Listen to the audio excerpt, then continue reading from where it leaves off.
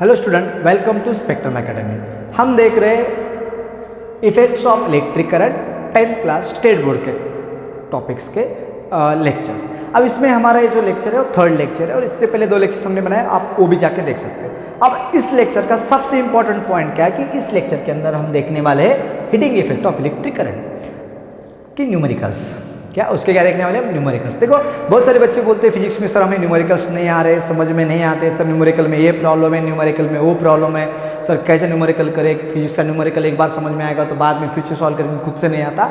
तो आप इस लेक्चर को लास्ट तक देखो, आपको एक एमसीक्यू या न्यूमेरिकल जो होते उसको न्यूमेरिकल बोलेंगे, आपको मैं डिटेल में पढ़ाऊंगा, समझाऊंगा और उसको सोचते कैसे, मतलब कैसा भी करके, मतलब ट्विस्ट करके भी कोई क्वेश्चन आ गया तो आप उसको अच्छी तरह से समझ सकते हो। तो एक बार मैंने आपको न्यूमेरिकल पढ़ा दिया और आपने ध्यान से इस लेक्चर को देखा, आपने इसके नोट्स निकाले, तो आपको कहाँ पर भी कोई भी प्रॉब्लम फेस नहीं होगी। और ये लेक्चर आप खत्म होने के बाद इस लेक्चर के एट द एंडिंग आपको हीटिंग इफेक्ट के जो स्पेशली हीटिंग इफेक्ट के न्यूमेरिकल से वो आ जाएंगे और हर बार एग्जाम में इसके ऊपर क्वेश्चन आता है। अब ये वाला कंसेप्ट सीबीएसई के बच्चों के लिए भी इंपॉर्टेंट है क्योंकि सीबीएसई के 10th बैच में भी इसके न्यूमेरिकल्स आते हैं। तो ध्यान से देखने ना, ये टॉपिक यहाँ पे तो है न्यूमेरिकल्स, लेकिन 11th-12th में जब जाओगे तब heating effect of electric current वाला कंसेप्ट है, तो वहाँ पर भी हमें न्यूमेरिकल की जरूरत है। तो आप यहाँ पे एक बार इसको समझ लोगे तो बाद में आप 11th-12th के भी क्वेश्चन इसके हिसाब से सॉल्व कर सकते हो। तो हम ज़्यादा टाइम नहीं लेंगे, हम चलेंगे पॉइंट की तरफ। अब देखो हमारे पास क्या पॉइंट है, जैसे कि हम यहाँ पे देखेंगे एग्जाम्पल है हमारे पास। अब ये एग्जाम्पल के बारे में देखते हैं। एग्जाम्पल क्या बता रहा है? एग्जाम्पल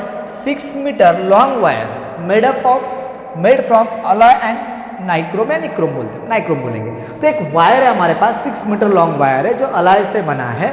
ओके, अलॉय या nichrome is shaped into a coil. इसको हमने क्या बनाया? उसकी कॉइल बनाई एंड गिवन प्रोड्यूसिंग हीट, मतलब उसकी कॉइल बनाएगी और वो कॉइल क्या करेगी? हीट प्रोड्यूस करेगी। देखो हमने इससे पहले जो हमारा फर्स्ट वाला लेक्चर था उसके अंदर हमने हीटिंग इफेक्ट के न्यूमेरिकल, मतलब सॉरी उसके फार्मूलेज हमने देखे थे।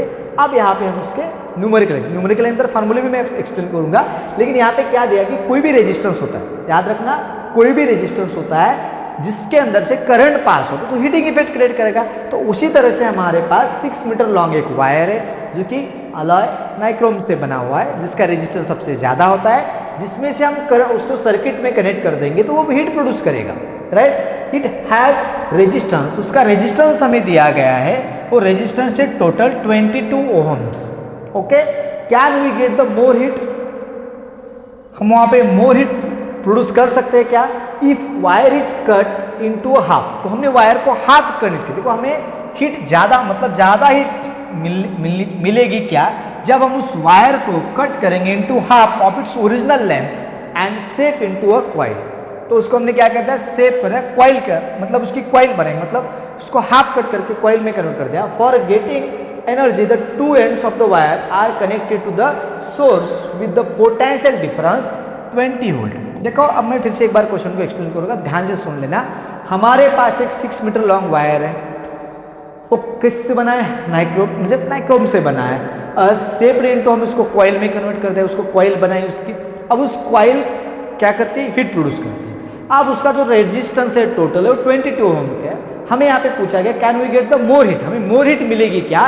जब हमने उसको क्या किया? उस वायर को कट किया, और कट भी कैसा किया? हमने हाफ पार्ट में कट किया, मतलब 6 मीटर का जो वायर है उसको हाफ पार्ट में कट कर दिया, तो मतलब कितना होगा? 3 मीटर का होगा, राइट। तो उसका रेजिस्टेंस भी कम होगा, ये भी हम देखेंगे, राइट, बाद में। इट्स ओरिजिनल लेंथ, मतलब और शेप इनटू अ कॉइल, उसकी कॉइल बनाएगी बाद में।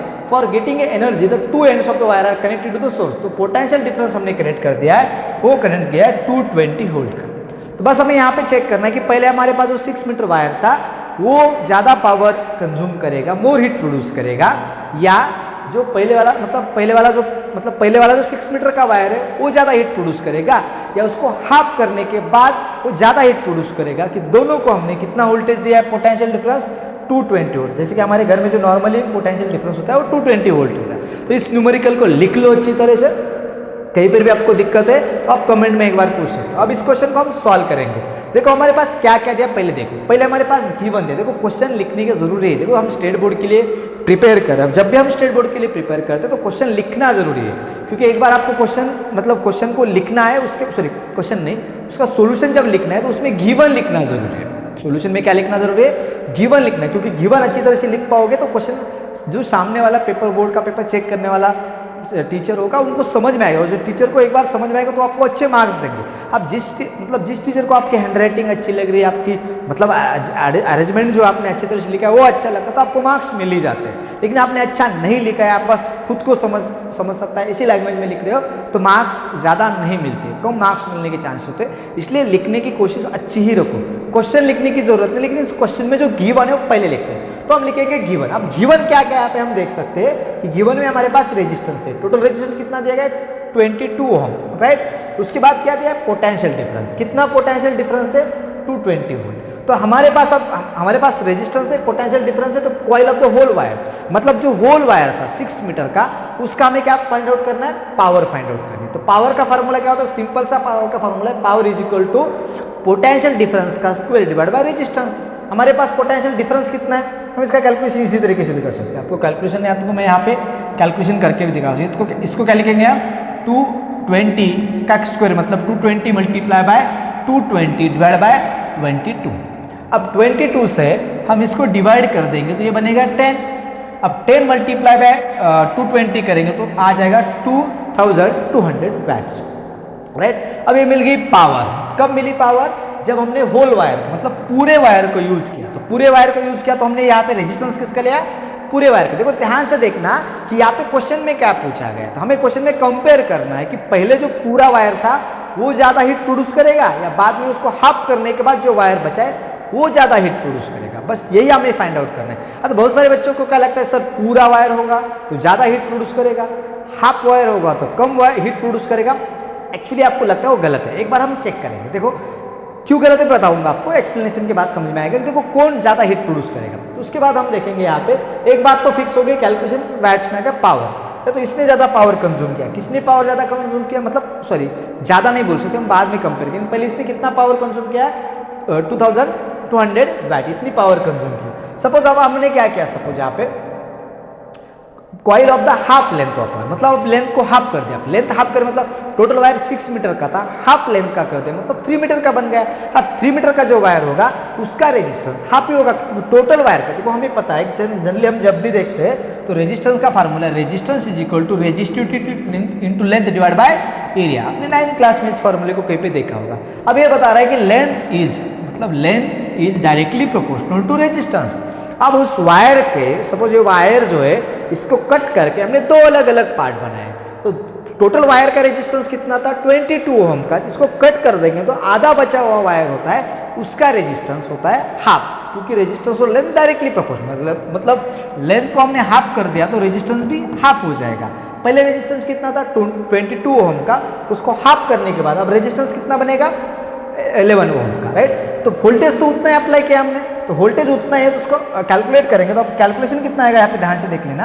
यहाँ पे कैलकुलेशन आएगा, इसको हम इस तरीके से लिखेंगे, यहाँ पे 220 मल्टीप्लाई बाय स्क्वायर इसका मतलब 220 लिखेंगे डिवाइडेड बाय 11 क्यों मैंने बोला फिर से कि आप यहाँ पे जो वायर का लेंथ है वो हाफ है। अब वायर का लेंथ हाफ होता है, हम हाफ ही करेंगे रेजिस्टेंस को, क्योंकि resistance is directly proportional to length. अब 11 से इसको डिवाइड करेंगे तो ये आ जाएगा 20। अब 20 मल्टीप्लाई बाय 220 करेंगे तो इसका आंसर आता है 4400 वैट्स।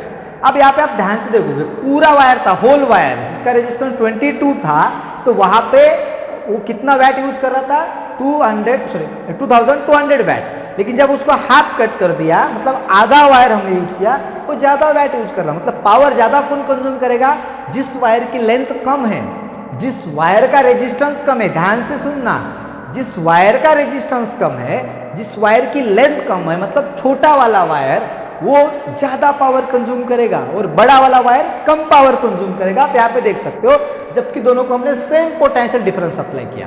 तो अब एक जो मैं स्टेटमेंट अभी बोलने वाला हूँ ध्यान से सुनना, ये स्टेटमेंट आपने आपके नोटबुक में लिख लो, क्योंकि ये इंपॉर्टेंट है कंसेप्ट समझने के लिए कि हमारे पास जब हम किसी भी दो रेजिस्टेंस को सेम पोटेंशियल अप्लाई करते हैं।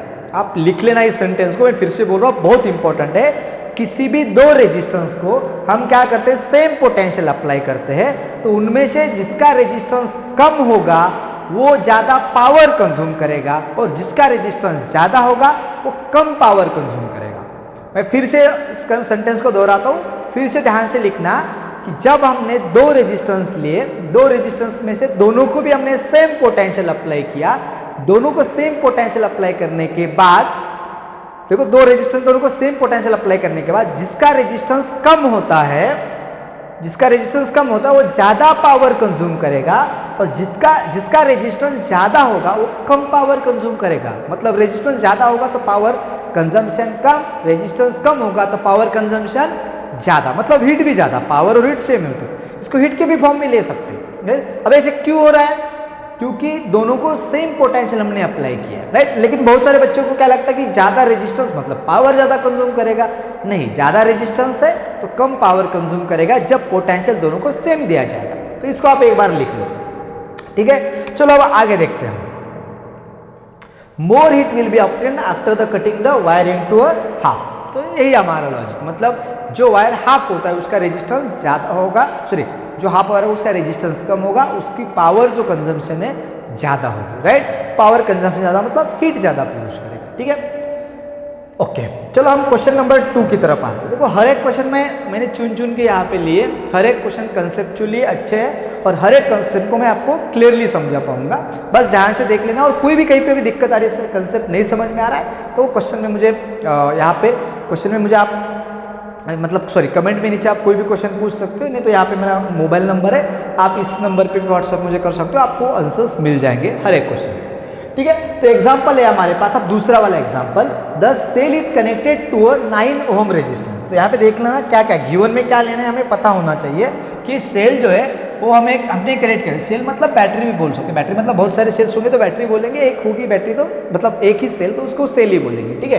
कितने ओम का? Connected to the 9 ohm resistance. तो 9 ओम का रेजिस्टेंस तो गिवन हमें मिल रहा है, बिकॉज ऑफ विच हीट, तो यहाँ पे हीट प्रोड्यूस हो रही है। क्या प्रोड्यूस हो रही है? हीट। कितने जूल की? 400 जूल की पर सेकंड, मतलब हीट पर सेकंड। ध्यान से देख लेना कि 400 जूल हीट प्रोड्यूसेस पर सेकंड, मतलब हमें पावर दी गई, हम गिवन में निकालेंगे इसको, एक बार ध्यान से सुनना। Due to the current flowing through it obtain the potential difference across the resistance. अब यहाँ पे बोला कि due to the current flowing through it obtain the potential difference हमें फाइंड आउट करना है। देखो यहाँ पे क्या क्या दिया है, एक बार हम फिर से देखते हैं। देखो हम गिवन निकालेंगे, यहाँ पे गिवन में क्या है, पहली चीज तो हमें रेजिस्टेंस दिया है, कितने ओम का? 9 ओम का। उसके बाद हमें क्या दिया है? हीट प्रोड्यूसेस 20 जूल पर सेकंड। इसका मतलब देखो हीट जूल पर सेकंड दिया। देखो ध्यान से आप देखोगे ना, ये जो आपको यहाँ पे बोला गया है हीट, यहाँ पे क्या बोला है आपको?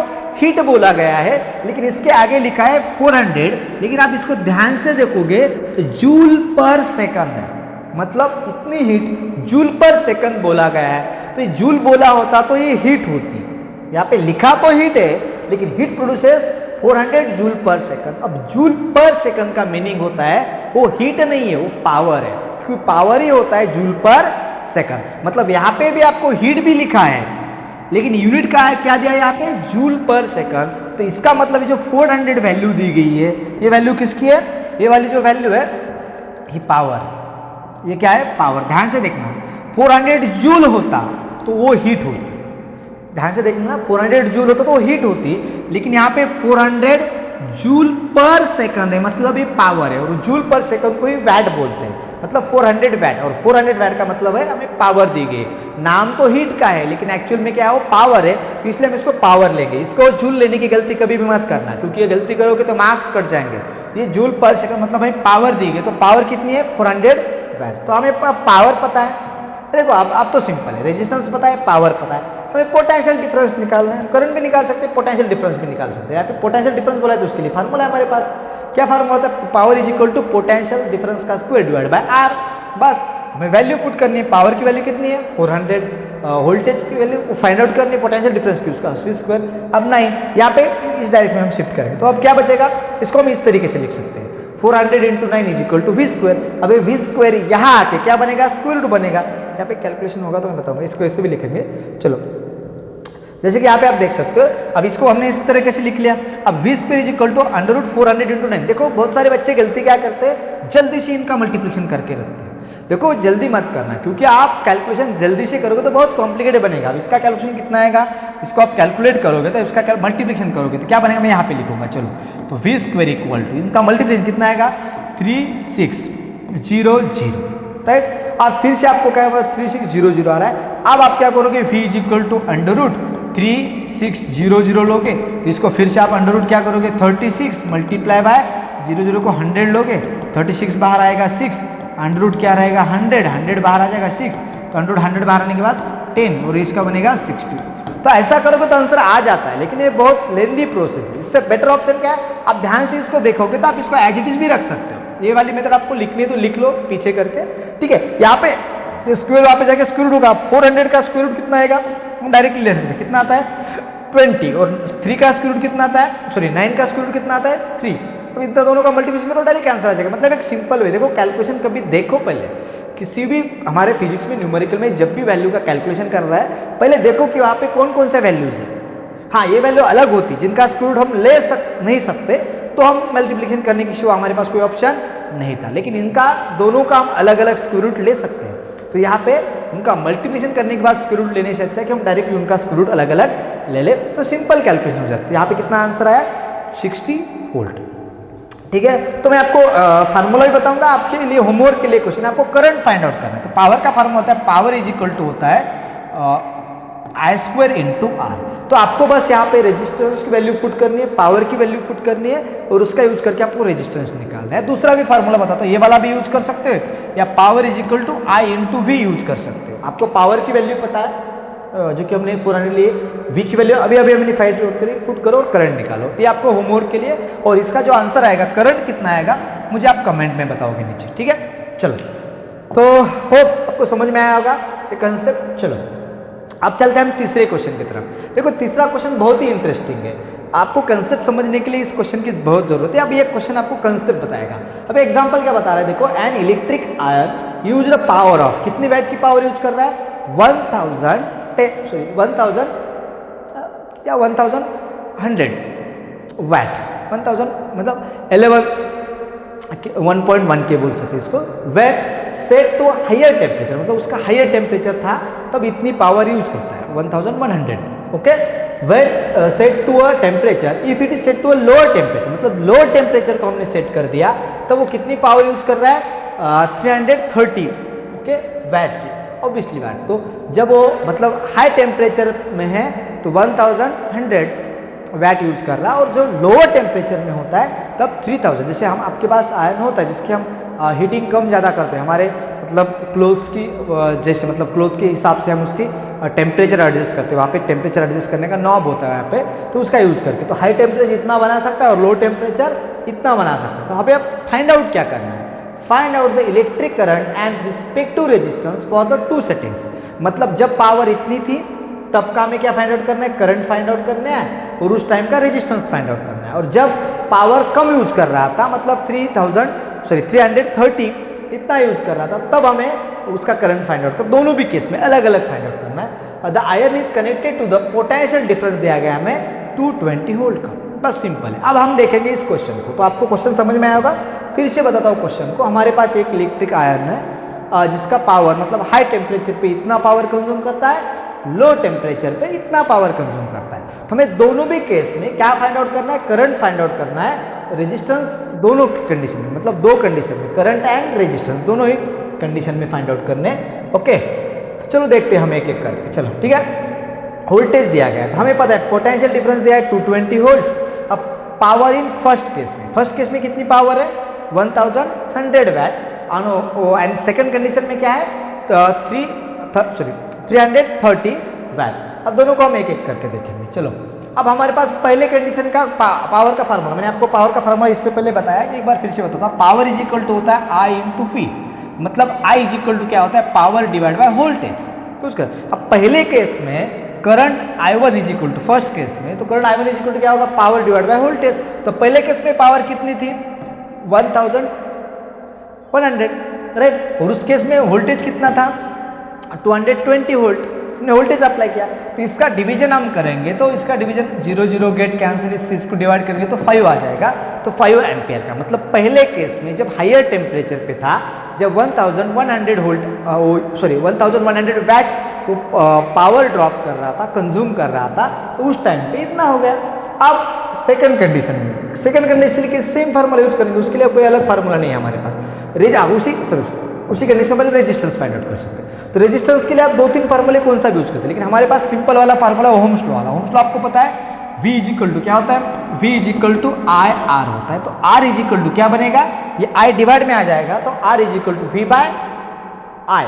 तो यहाँ पे हमारे पास V कितना है, आप ध्यान से देखोगे यहाँ पे, तो हमारे पास V कितना है 220 वोल्ट, और करंट अभी अभी हमने फाइंड आउट किया, पुट कर दिया, तो इसका आंसर कितना आ रहा है 44 ओम। मतलब जो हाई पावर कंज्यूम कर रहा था उस टाइम पे उसका करंट 5 एम्पेयर का था, और उसी टाइम पे उसका रेजिस्टेंस कितना था 44 ओम का, राइट। अब इसी फार्मूला मतलब इसी को आप दूसरा वाला फार्मूला यूज करके भी निकाल सकते थे। फॉर एग्जांपल मतलब क्या इसका रेजिस्टेंस का दूसरा वाला मतलब ये वाला फार्मूला ओहम्स लॉ के हिसाब से हमने लिया है। दूसरे में 2 फार्मूले बता दो, उससे भी आप वेरीफाई करो। पावर इज इक्वल टू क्या होता है V स्क्वायर बाय आर, तो R इज इक्वल टू बन जाएगा, R इधर शिफ्ट होगा, P इधर शिफ्ट होगा, V स्क्वायर बाय P। अब इसका भी यूज करो, आपको आंसर यही मिलेगा, ठीक है। ये होमवर्क के लिए आपको एक बार ट्राई करो, मतलब ये वाला फार्मूला यूज करके भी आंसर आएगा, इसी वाले फार्मूले का यूज करके भी आंसर आ जाएगा। मतलब वोल्टेज यही पुट करना, ये वाला वोल्टेज और ये पावर यहाँ पे पुट करना। अब दूसरा कौन सा फार्मूला होता है, दूसरा भी फार्मूला यहाँ पे पावर इज इक्वल टू होता है आई स्क्वायर इंटू आर। तो आर इक्वल टू क्या बनेगा, पावर डिवाइड बाय, यहाँ पे आई स्क्वायर डिवाइड में आएगा, तो आई स्क्वायर। तो हमें पावर पता है, पावर हमने यहाँ पे लिखी इतनी, और आई का स्क्वायर डिवाइड में करना है। आई का स्क्वायर मतलब सॉरी आई यहाँ पे 5 निकाला, उसका स्क्वायर डिवाइड कर दो, आपको आंसर मिल जाएगा। मतलब आप ये वाला फार्मूला यूज करोगे तो भी रेजिस्टेंस फाइंड आउट कर सकते हो, ये वाला फार्मूला यूज करोगे तो भी रेजिस्टेंस फाइंड आउट कर सकते हो, ये वाला फार्मूला यूज करोगे तो भी आप रेजिस्टेंस फाइंड आउट कर सकते हो। अब मुझे कमेंट में इसका तो आंसर आपको निकालना है दोनों मेथड यूज करके, और आपको मुझे कमेंट में बताना है कि ये वाले आंसर से ही मतलब ये वाले फार्मूला यूज करके भी आपको आंसर मिल रहा है कि नहीं मिल रहा है। और दूसरी बात आपको बतानी, इन तीनों फार्मूले में से कौन सा फार्मूला आपको ईजी लगा। मुझे तो ये वाला फार्मूला पर्सनली ईजी लगता है, इसको नंबर 1 देंगे, इसको नंबर 2 फार्मूला और नंबर 3 वाला। तो आपको 1, 2, 3 में से कौन सा फार्मूला इजी लगा वो भी आप कमेंट में मुझे बता दो। मुझे तो पर्सनली ये वाला सिंपल लगा, क्योंकि ओम्स लॉ में V is equal to I R, तो R is equal to V by R, तो ये यूज कर सकते हो, ठीक है। तो अब आगे चलिए, अब सेम प्रोसीजर हमें किसके लिए करनी है, सेकंड के लिए करनी है, कोई भी डिफरेंस नहीं, अब वही करेंगे।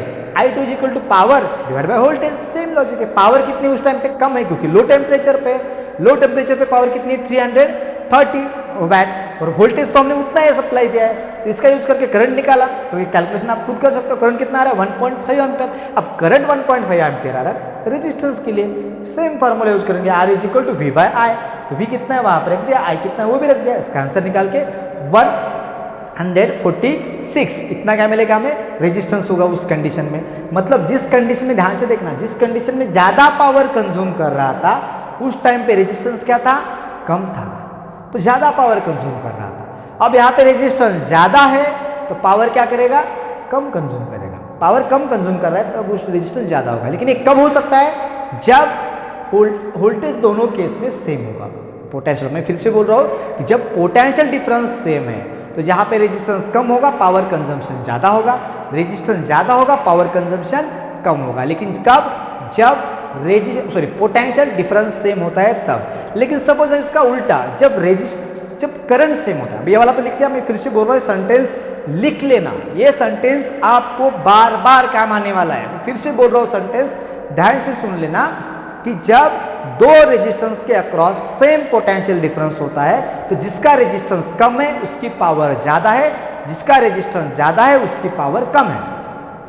जब पोटेंशियल डिफरेंस कांस्टेंट होता है तभी ये वैलिड है। लेकिन इसका उल्टा हम देखेंगे कि सपोज जब करंट सेम होता है, मतलब दो रेजिस्टेंस अलग अलग है, दोनों में से सेम करंट पास हो रहा है, दोनों में से क्या हो रहा है, सेम करंट पास हो रहा है। जब भी कोई करंट सेम करंट पास होता है तो इसका मतलब क्या है कि सेम करंट पास हो रहा है, तो उस टाइम पे थोड़ा अलग रूल है।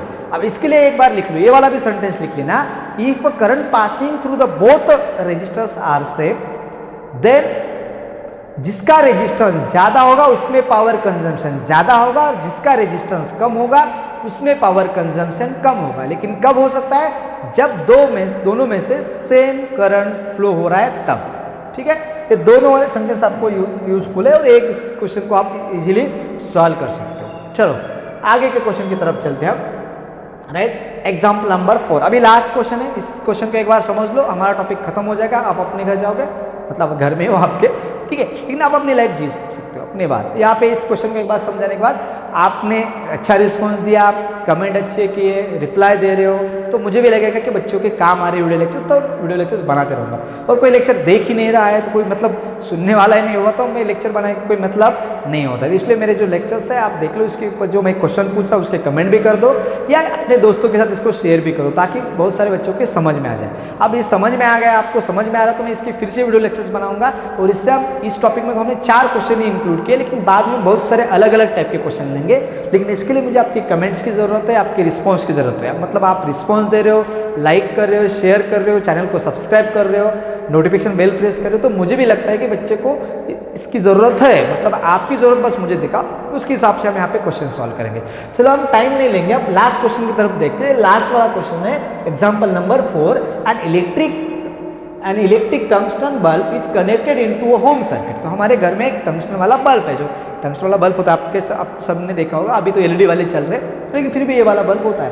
तो होम सर्किट सप्लाई रन्स कितने वोल्टेज पे? जनरली हमारे घर के अंदर मैंने आपको ऑलरेडी बता दिया है आपको कि हमारे घर के अंदर जो पावर सप्लाई होता है वो 220 वोल्ट का होता है, उसका वोल्टेज तो वही है। Difference when the switch on, current दिया है हमारे पास, जब स्विच ऑन कर दिया तो उस बल्ब में से कितना करंट फ्लो हो रहा है? 0.45 एम्पियर का फ्लो थ्रू द बल्ब। तो देखो हमारे पास क्या क्या दिया है, इलेक्ट्रिक सप्लाई वोल्टेज दिया है, उसके बाद हमारे पास मतलब वोल्टेज मतलब पोटेंशियल डिफरेंस दिया है, उसके बाद करंट भी दिया है through the bulb. What must power, watt में निकालने, of the bulb if the kept for 10 hours, मतलब 10 घंटे के लिए हमने रखा, तो how many unit of electricity will be consume. देखो ये बहुत इंपॉर्टेंट कंसेप्ट है। इस कंसेप्ट में हमारे घर के अंदर कितना बिल आ सकता है ये भी हम यहाँ पे फाइंड आउट कर सकते हैं। मतलब घर के आपके लाइट बिल कितना आ रहा है इसको भी हम यहाँ पे एक्सप्लेन कर सकते हैं। एक बार इस लेक्चर को आप मतलब इस न्यूमेरिकल को आप सॉल्व कर पाओगे तो आपके घर में कितनी इलेक्ट्रिसिटी कंज्यूम होती है, उसका बिल कितना आता है, ये भी आप निकाल सकते हो घर बैठ के। चलो तो ज़्यादा टाइम नहीं लेंगे, हम यहाँ पे स्टार्ट करेंगे। देखो हमारे पास पहली चीज़ तो ये बात कंफर्म है, क्या गिवन क्या क्या दिया गया है यहाँ पे? 220 वोल्ट का पोटेंशियल है, उसके बाद करंट दिया गया है, इसका यूज करके हम पावर निकाल सकते हैं। यहाँ पे मैं बता देता हूँ एक एक करके। चलो पावर कैसे निकालेंगे, सिंपल है। पावर का मतलब होता है पावर इज इक्वल टू, हमें दिया है वोल्टेज और करंट। देखो पावर के हमारे पास 3 फार्मूलेज है। पावर इज इक्वल टू क्या होता है? V²/R। Power is equal to क्या होता है? I²/R। लेकिन ये वाला फार्मूला कब यूज करेंगे? जब वोल्टेज और रेजिस्टेंस दिया गया होगा तो इसको यूज करेंगे, जब करंट और रेजिस्टेंस दिया है तो इसको यूज करेंगे। लेकिन हमारे क्वेश्चन में हमें क्या दिया है? हमें 220 वोल्ट का पोटेंशियल डिफरेंस दिया है और 0.45 का वो करंट दिया है। तो करंट दिया है तो ये तीसरा वाला फार्मूला यूज करेंगे पावर का। तो power is equal to current into voltage या वोल्टेज इंटू करंट, VI का मतलब वोडाफोन आइडिया नहीं है, VI का मतलब है वोल्टेज एंड करंट। अब वो वैल्यू पुट कर दी, वैल्यू कितनी है हमारे पास? इतने मतलब 220 वोल्ट 0.5, इसका मल्टीप्लिकेशन करोगे तो आपको मिल जाएगा power is equal to 99 watt. अब इसका मतलब है जो बल्ब है वो 99 वैट मतलब पावर कंज्यूम कर रहा है, तो मस्ट बी पावर, उस बल्ब की पावर इतनी है। अब इसका मतलब क्या होता है? देखो मैं फिर से बोल रहा हूँ, किसी भी बल्ब का पावर 99 वैट है। मैं फिर से बोल रहा हूँ, ध्यान से सुनना, किसी भी बल्ब का पावर 99 वैट है, इसका मतलब वो बल्ब हर घंटे 99 वैट कंज्यूम कर रहा है। मैं फिर से बोल रहा हूँ, कोई भी इंस्ट्रूमेंट ले, चलो हम लेते हैं हमारे घर के अंदर कोई बल्ब है तो 10 वैट का है। तो मैंने बोला कि हमारे घर के अंदर जो बल्ब होता है कितने वैट का है? 10 वैट का। तो वो बल्ब 10 वैट का है, इसका मतलब होता है और हर घंटे 10 वैट का मतलब 10 वैट पावर कंज्यूम करेगा। तो हर घंटे 10 वैट की पावर कंज्यूम करेगा। अब यहाँ से देख रहे हो तो ये हमारा जो बल्ब है कितने वैट का है? 99 वैट का है। मतलब हर घंटे वो 99 वैट क्या करेगा? कंज्यूम करेगा। तो ये कितने घंटे तक चला है? 10 घंटे तक चला है उसको हमने। अब 10 घंटे में, 1 घंटे में 99 कर रहा है तो 10 घंटे में कितना करेगा? Multiply by 10। तो इसका मतलब उसने टोटल पावर कितना कंज्यूम किया है? 1 घंटे में 99, तो 10 घंटे में 99 मल्टीप्लाई बाय 10, तो 990 वैट।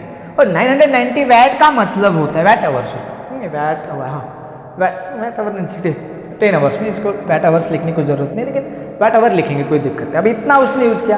अब पावर, अब इसको हमने किलो वैट में कन्वर्ट किया, तो किलो में क्या मतलब डिवाइड बाय 1000 करेंगे। तो जैसे कि हमारे पास 990 डिवाइड बाय 1000 कर देंगे तो इसका आंसर आएगा 0 पॉइंट मतलब मल्टीप्लाई बाय 10³ कर देंगे, ऐसा कर सकते हैं। मल्टीप्लाई बाय 1000 डिवाइड बाय ऐसा कर सकते हैं। उसका यूज करते 9.99 इंटू 10³ को हम किलोवाट में कन्वर्ट करते हैं। देखो वैट को किलोवाट में कन्वर्ट करना है तो हम 1000 से डिवाइड करते हैं सिंपली।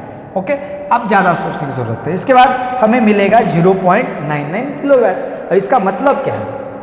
इसका मतलब इतना किलोवाट यूज हो रहा है, लेकिन हमारे घर में जो इलेक्ट्रिसिटी होती है, राइट, तो इस यहाँ पे दिया गया, एक मिनट मैं एक बार चेक करता हूँ, राइट, हाउ मेनी यूनिट्स बताया, बस यूनिट्स ही बताया। तो यहाँ हमने कितने यूनिट्स किए, देखो इसका मतलब एक यूनिट ही पूछा है, वहाँ पे इलेक्ट्रिसिटी बिल नहीं पूछा है। तो हमारे पास कितना यूनिट पूछा है, यहाँ पे दिया गया है 0.99 किलोवाट आवर। मतलब इसका मतलब होता है एक किलोवाट का मतलब होता है 1 यूनिट। तो यहाँ पे 0.99 वाट है, मतलब कितने यूनिट्स हुए, इसको हम यूनिट्स भी बोल सकते हैं। यूनिट्स कितने यूनिट्स हुए, 0.99 यूनिट्स, राइट। अब 1 यूनिट का कितना इलेक्ट्रिसिटी बिल आता है वो हम इसके लिए स्पेशल में एक शॉर्ट वीडियो लेक्चर बनाऊंगा, तो आप कमेंट कर दो आपको चाहिए कि आपके घर में कितने यूनिट्स होते हैं, मतलब कितने यूनिट्स आपके घर में यूज किए जाते हैं, ये भी मुझे कमेंट में बताओ कि आपके घर में टोटल महीने का जो इलेक्ट्रिसिटी का बिल है वो कितनी यूनिट्स का आता है। आप एक बार चेक करो। देखो फिजिक्स हम ऐसे नहीं सीख सकते, फिजिक्स के अंदर हमें जाना चाहिए, फिजिक्स को समझना चाहिए। इसलिए हमारे लाइफ में जहाँ जहाँ पर हमें फिजिक्स मिलता है बस उसी फिजिक्स को हम एक बार समझ लेंगे, तभी हमें फिजिक्स डिटेल में समझ में आ जाएगा। लेकिन प्रॉब्लम यहाँ पे कि हम हमारे फिजिक्स को बस किताब में ही रखते हैं, और जब तक आपका फिजिक्स किताब में तब तक वो किताब में, जब तक आपके माइंड में नहीं है, आपके एटीट्यूड में नहीं है, आपके बिहेवियर में नहीं, आपको साइड में कभी फिजिक्स नहीं दिख रहा है, तब तक आपको फिजिक्स नहीं आएगा। आपको फिजिक्स समझना है तो आप घर जाओ, देखो आपके घर में जो चार्जर होता है, घर में कोई लाइट होती है, बल्ब होता है, या आपका मतलब कुछ भी ले सकते हो, कोई भी इलेक्ट्रिक इंस्ट्रूमेंट है, उसके ऊपर कितना वैट है पावर कंजम्पशन देखो। घर में आपके इलेक्ट्रिसिटी बिल आ रहा है तो मम्मी पापा तो बिल भरते होंगे, तो उनसे वो बिल स्लिप ले लो, उसके ऊपर देखो कि आपके घर में कितना हर महीने यूनिट कंज्यूम हो रहा है, देखो। उसके बाद ही आप अच्छा फिजिक्स स्टूडेंट बन सकते हो। टीचर बनना तो बाद में, आप कुछ लोग बन पाएंगे टीचर बाद में, बनना चाहते हो तो, लेकिन पहले फिजिक्स का स्टूडेंट बनो। और फिजिक्स का स्टूडेंट बनने के लिए खुद को मतलब खुद को बदलना पड़ता है, और हमारे आसपास में जितना सारा फिजिक्स उसको एक बार देख लो, और आपको एक बार समझ में आ रहा है कि यहाँ पर भी फिजिक्स है, वहाँ पर भी फिजिक्स है, तो आप फिजिक्स के मतलब स्टूडेंट बन चुके हो। ठीक है, तो हम यहाँ पे रुकते हैं, मिलते हैं नेक्स्ट लेक्चर में। तब तक इस वीडियो को शेयर करो, लाइक करो, सब्सक्राइब करो, नोटिफिकेशन बेल भी प्रेस करो, ताकि मुझे भी इंटरेस्ट आ जाए कि इस तरह के और वीडियोज़ में बना पाऊँ आपके लिए। चलो मिलते हैं नेक्स्ट लेक्चर में, थैंक यू।